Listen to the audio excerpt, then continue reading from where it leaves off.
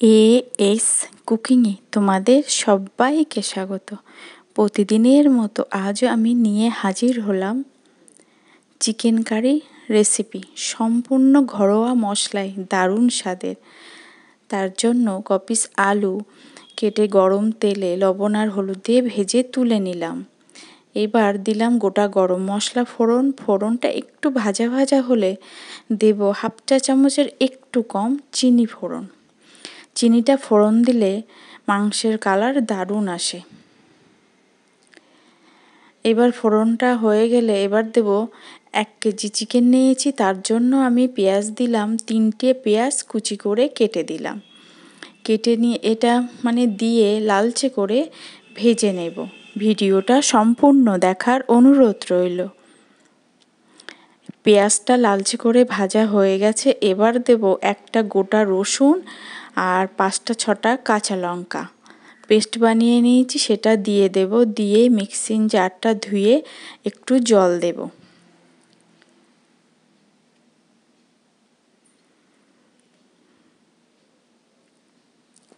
ভিডিওটা ভালো লাগলে অবশ্যই লাইক, শেয়ার, কমেন্ট করে জানাবে কেমন হলো। সাবস্ক্রাইব করে পাশে থাকার অনুরোধ রইল। এবার দেব হাফ চা চামচের একটু বেশি হলুদ, আর দেব 1 চা চামচ লবণ, আর দেব 1 চা চামচ লঙ্কার গুঁড়ো। এটা দিয়ে সুন্দর করে কষিয়ে নেব যতক্ষণ না রসুনের কাঁচা গন্ধটা ছেড়ে না যায়। আমি কিন্তু এটাতে আদা দেইনি। অনেকে না পোলট্রির মুরগি খেতে চায় না। যারা খেতে চায় না এইভাবে রান্না করে একবার দেখো, প্রায় খাবে, এত সুন্দর টেস্টি হয়।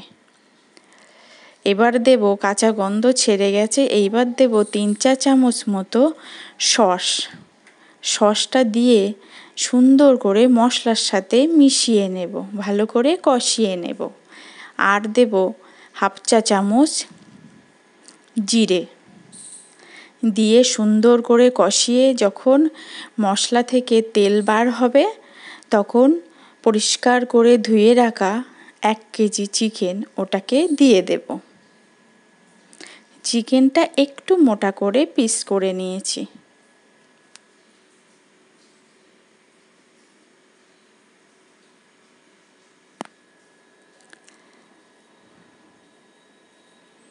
চিকেনগুলো দিয়ে সুন্দর করে মশলার সাথে মিশিয়ে নেব।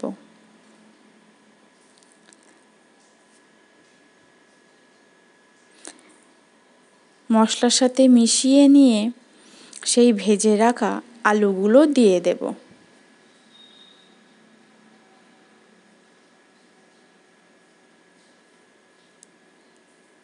আলুগুলো দিয়ে ঢেকে আমি 10 মিনিট মতো এটাকে ঢেকে রেখে দেব। দেখো 10 মিনিট পরে ফিরে এসেছি। কতটা চিকেন থেকে জল বেরিয়েছে, এই জলেই চিকেনটা সিদ্ধ হয়ে যাবে। এবার দেব 1 চা চামচ মতো কাশ্মীরি লঙ্কার গুঁড়ো। এটা স্পাইসি ঝাল ঝাল হবে চিকেন কারিটা। তোমরা যে যেমন ঝাল খেতে চাও সেই হিসাবে দিও।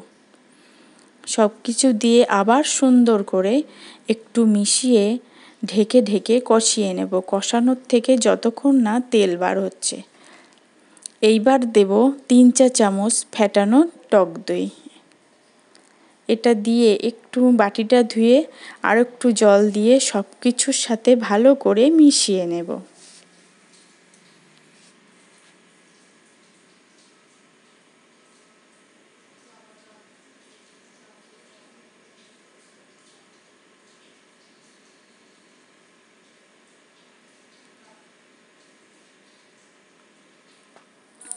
চিকেনটা আমি 25 মিনিট মতো কষিয়ে নিয়েছি। চিকেন যত কষাবে তত খেতে কিন্তু সুস্বাদু হয় আর টেস্টটা বেড়ে যায়। অবশ্যই চিকেনটা অনেকক্ষণ ধরে কষাতে হবে, কষাতে কষাতে আলু চিকেন দুটোই যেন সিদ্ধ হয়ে যায়। দেখো কষানোটা খুব সুন্দর হয়েছে, তেল ছাড়ছে। মতো অবস্থায় এবার দেব গরম জল, পরিমাণ মতো গরম জল দিয়ে ঢেকে আবার এটাকে 10 মিনিট মতো রান্না করে নেব। ঢাকনা খুলে লবণ ঝাল চেখে দেব এবার হাফ চা চামচের একটু কম মরিচ গুঁড়ো আর হাফ চা চামচ মতো সানরাইজ শাহি গরম মশলা। এটা দিয়ে সুন্দর করে মিশিয়ে নেব। মিশিয়ে নিয়ে কিছুক্ষণ রেস্টে ঢেকে রেখে দেব।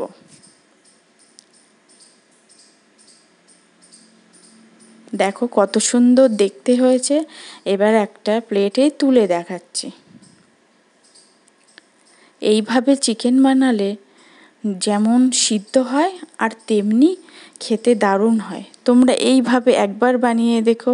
যারা পোলট্রির মুরগি খেতে চাও না, এইভাবে বানালে বুঝতেই পারবে না এটা কি খাচ্ছি। দারুণ অসাধারণ হয়। অবশ্যই বানিয়ে